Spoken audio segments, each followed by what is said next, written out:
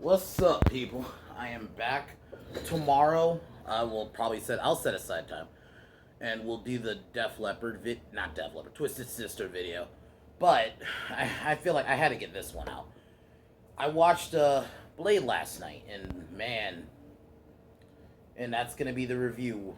We're gonna go through the franchise, so probably Monday we'll review Blade 2. But man, this movie it's just fucking pure badassery. And the fact that this movie, especially within the last few years, because Black fucking Panther came out, we had to act like, oh, this movie didn't exist.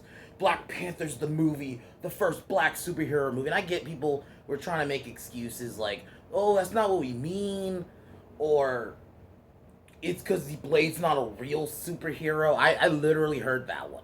That Blade's not a real superhero because he's more like an anti-hero. It's like, are you motherfuckers kidding me? This was back when Wesley Snipes was like one of the biggest names in the world, especially action wise. Like, are you kidding me? Like, sorry about that. Just ain't sorry, but like, are you kidding me? Like, Wesley Snipes was one of the biggest names by this point. Are you kidding me? Get out of here. Blade was a fucking superior film. Sorry, I'm going a bit of a rant, but it just. And I was just noticing this. This was pissing me off. I'm like, are we really gonna act like Blade didn't exist? This film was really the.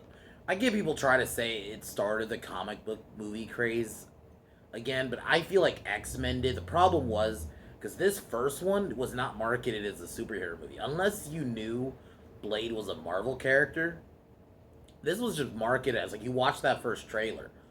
It's very much guys, it's Wesley Snipes and he's killing vampires. That's kind of how it was marketed. So you didn't, but Wesley Snipes, you had Whistler. The Frost was a good villain. He was decent. He wasn't like, obviously he's not like General Zod from Man of Steel or Thanos, but he was pretty good, for the role he was. I just love the story. Very simple movie. That's the other thing. It's not over the top with the plot. It's very just simple. So let's get this started. Oh, my lighter's going out. But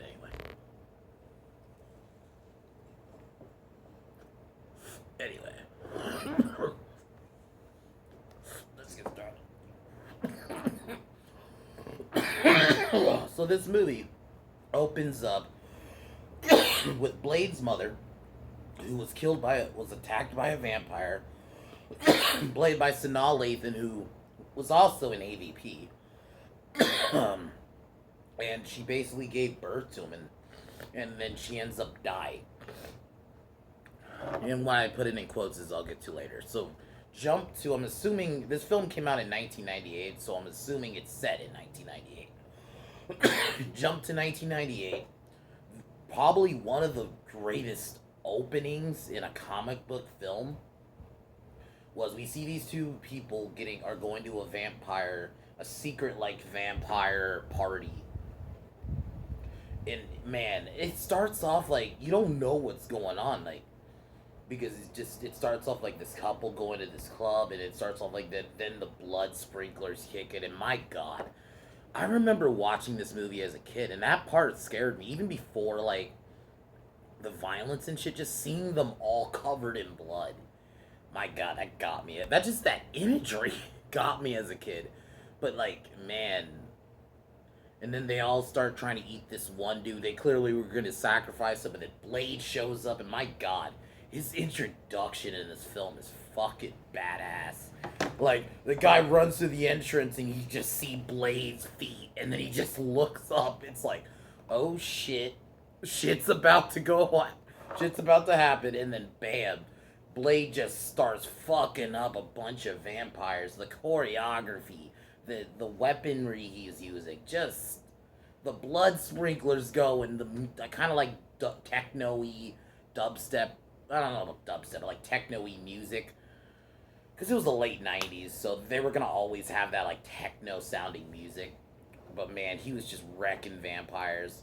And then he ends up burning one vampire who's played by I'm trying to find the dude's name. He worked Quinn. he works. He's a minion of Frost. Who I know him from got the show Gotham, so he was in that. He was Bullock in that show. But yeah, he gets burned, and then the police show up, and then we this is where we meet our other kind of like secondary lead. I'm trying to find this woman's name. Doctor Webb. Oh, Karen James. So they get the body of the vampire, but then Quinn, who's like burned, starts just like killing people, and he like basically wakes and starts killing. He kills one of the doctors, ends up biting Karen, but Blade ends up saving her. He initially was gonna walk away, and then he ends up saving her. She's like she's not really the love interest because there's no like love angle. They don't really go there with it, but kind of like it's almost like subtle, but they don't outright say it. So Blade takes her to a safe house, and this is where we're introduced to Whistler, who dude, his character's great. I just love like the little things we find out. We also find out that Deacon Frost is a half-breed vampire who, and then we have like a bunch of vampire elders, and that scene with the vampire elders and Frost is really good. Just because like we get a lot of background, like Frost wants to take over the humans, while the other ones are like, we gotta keep our shit quiet. It's sorry about that stupid ass helicopter or plane. Oh my god. Sorry guys. Lighter.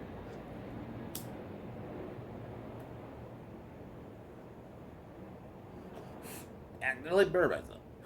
Saw that on camera. Anyway, whatever. But so Frost tries to confront the vampire lead. Really good scene. Just gives you insight. And Frost as a bad guy is okay. He's not, like I said, he's not General Zod from Man of Steel. He's not Joker from Dark Knight. He's not that kind of villain, but he's still pretty good. He's serviceable for the film. Because he's trying to start a war between vampires and humans, and the other vampires don't approve. So I like that little background, and so pretty much Whistler and Blade save the girl, get like the vampire toxin out of her, and pretty much they tell her like what they do, and it's just such an. I like films where it's like obviously the opening film in the first one, and they just already there's already like lore. You don't need to see it even. There's already just enough story there. Like they go into like the vampire stuff and why they do it. So basically, Blade takes Karen back to her apartment, uses her as bait because a human or a familiar, and that's the other thing. Like you get background on like how Blade can tell the difference between a vampire and a human. Just so much about like how he does things, and this is just the first film. So a familiar tries to kill Karen, but Blade shows up and uses her. He's clearly using her as bait, and he beats him up a bit, and they follow him to go to this club, and basically Blade and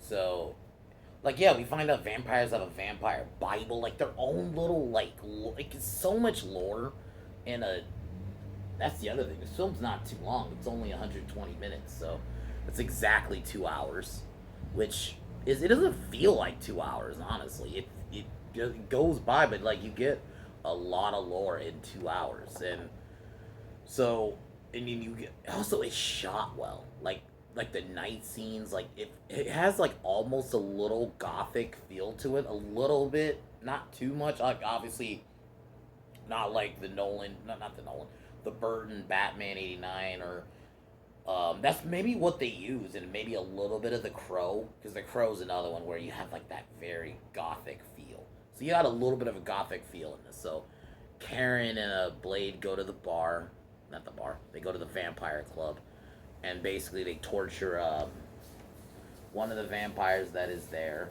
I'm trying to find what's this motherfucker's name. They use UV lighting, and that's how they like these UV lights. They don't like silver.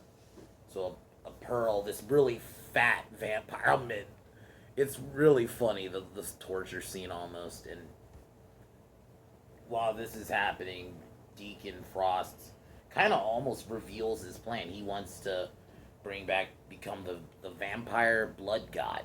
It's like very just so. So Kruger, who was the familiar from earlier, tries to warn Frost. Frost kills him, and then Blade ends up getting captured by seemingly captured by Frost's crew. They torture him for a bit. Quinn, who has gotten a bit like 'cause he lost his hand and he got burned. So, but Whistler ends up saving them, and you have like a really just little bit of a badass fight scene. Then you have a bit of a chase into a train, but then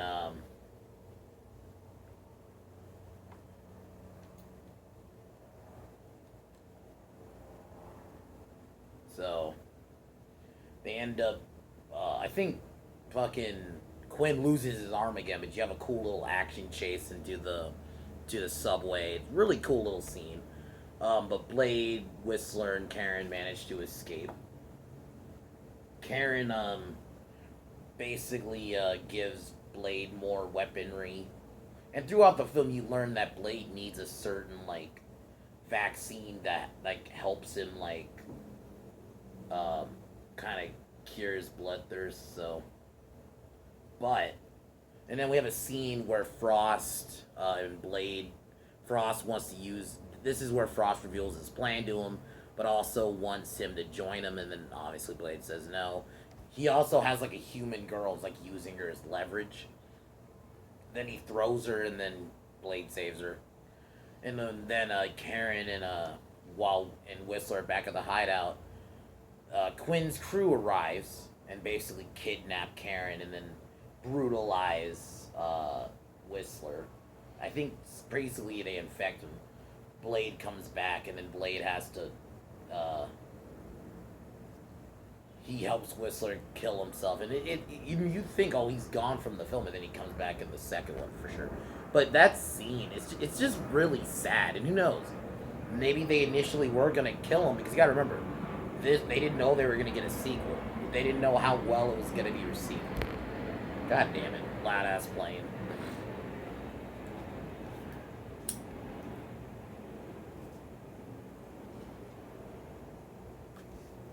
But so Whistler commits suicide while Blade walks away. Really sad because Whistler taking Blade in since he was a kid. And they go into why he hates vampires because he lost his mom. So he was the kid at the beginning. Just a lot of background. So Blade basically prepares. You have that scene where, in a lot of comic book films, where somebody they love has gotten taken, so the hero's getting all their tech ready, and oh yeah, and it's about to build up, and then back at Frost's like I think compound penthouse, and then basically Frost has like this big speech about he's gonna become the blood god and all this to other vampires he's kidnapped, and then they take Karen to like this thing. It's almost like a rancor pit, with a vampire. Well, but before that, I should have mentioned before that, Blade, you have a cool little action scene where he's just shooting and killing motherfuckers, and the solution he used explodes vampires. Some of the special effects, I'll admit, at times look wonky, but who cares? Like, honestly, who gives a shit? Like, even if the CGI looks wonky, just the choreography alone is just phenomenal in this film. That is like the number one thing, and I'm gonna get to like the final like action sequence is just. But Blade discovers his mom is still alive, but she's with Frost, and he gets captured. And this is where the scene where he gives his big speech about becoming the blood god. Because they're gonna use Blade's blood, so they put Blade in this like contraption that drags out his blood. But Karen ends up escaping, and then Blade basically is drained, and we have this like whole sequence where, and then I love how Quinn like steals his glasses. I got your shades. And it's like I love when movies just foreshadow because it's like he's gonna get the glasses back. It's just like Just like the build of it, because they got his sword, they got it, like, all his shit. But Karen ends up escaping, lets Blade out while the ritual is happening. And Blade is obviously weakened. So she ends up letting him basically drain her. So he bites her and sucks her blood out, and then basically gets full powered again. His mom tries to fight him, but then he basically just grabs us like, bitch, please. And then just, like, and she's like, oh, you're not gonna kill your mom, are you? And he's like, you gotta go. And then stabs her. It's really sad. I'm not gonna lie. Like, and while Frost completes the ritual, but it is sad though. Like, you gotta kill your own. It's like when I mentioned in 30 Days of Night review, you gotta kill one of your loved ones. Like, that's his mom, but it's like, bitch, you gotta go. So he kills her, confronts Frost, and we have this like cool sequence where Blade is just basically, it's just an excuse so Wesley Snipes can do his fucking martial arts, and I'm cool. That choreography when he's just fighting up all these vampires, I'm just like, holy shit! The choreography in this movie. I watched this movie like a few months ago with my friend, and all we were thinking, because this is the same friend I watched shitty ass Mortal Kombat with, why is the choreography in this better than Mortal Kombat? And this is a movie from 1998. Like, the choreography alone, when he's just fighting these vampires, or in the scene where he fucking cuts the one dude's head off and gets his fucking shades back and just catches it. It's like, oh, like, and then that fucking techno music hits. He starts just like fucking these vampires up, and I'm just thinking, even now, why the fuck couldn't Mortal Kombat do something like this? So Blade takes out those vampires while Karen kills the one female vampire. Then Blade and fucking Frost have a fight. Decent fight. It's not amazing, especially compared to the second one. My God, the final fight in that. But the fight's decent. Just the whole final sequence though, where Blade was just taking those dudes out. It's like, oh my God. And then he gets his sword back. But yeah, him and Frost have a good fight. And then the scene where he slices Frost in half and you see like the blood. Yeah, it didn't look great, but Blade's reaction, like, what the fuck? And then Blade ends up killing him with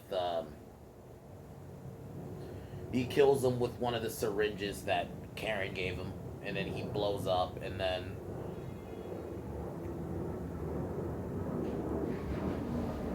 so Blade decides, I'm not going to use that same serum, and he's going to use something else.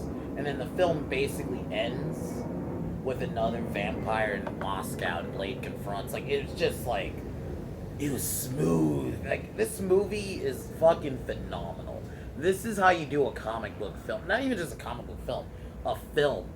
Like, this is how you do it. Because I hate this. I'm going to say it. Black Panther just got caught up in, oh, it's this cultural phenomenon. But, notice we don't really talk about the movie at all anymore. Besides Killmonger. This movie we will talk till the end of fucking time. This movie was just badass, man. Wesley Snipes is that fucking dude.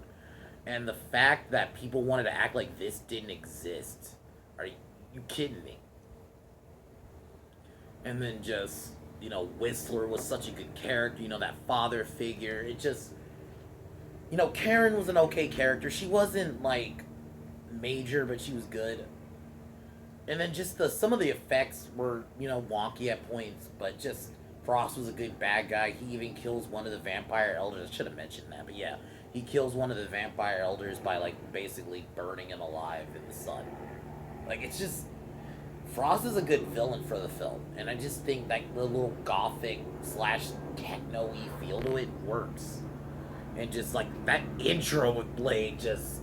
Oh my God. One of the best intros to a character ever. Just... And Wesley Snipes just showcasing his fighting skills. The choreography in this film is just top notch, and that's the one thing definitely. And I think it just goes up, and I can't wait to review that. This is one of the greatest comic book films ever. I have basically nothing bad to say. Awesome film, 10 out of 10.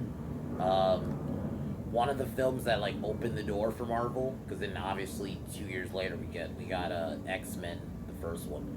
So it's like, this film is so good, and I would say everyone watch this movie. The score works. I'm not even the biggest fan of techno, but it fits, especially at the club scene, because obviously they're at a club, so they're gonna be playing like techno. But like, yeah, just Blade was a badass.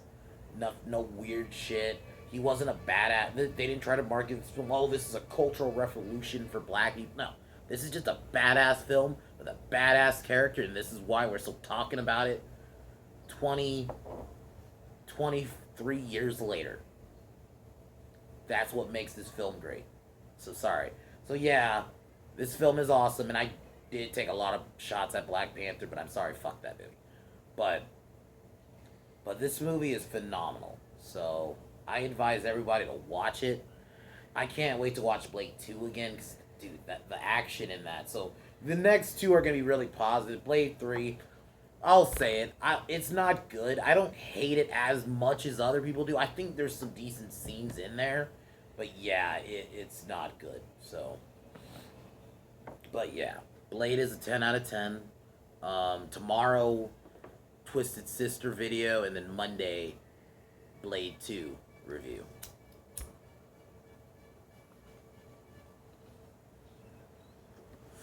But other than that, as usual, fuck Warner Brothers. I'm gonna add this guy to my fuck you list now. The actor from Shang-Chi, Simu Liu, trying to act like this movie is an accomplishment for Asians, is once again this culture of we're gonna act like there wasn't anything before when, and then weirdos who defend him say, oh, he was saying comic book movies, but I'm like, if anything, martial arts movies are practically superhero movies anyway. And you forgot The Crow. Fuck this dude. So fuck Simon Liu. I hope his movie flops. Fuck Disney. Fuck Kevin Smith. Fuck LeBron James. Blade is awesome. Take one more hit. God damn, this stupid ass lighter.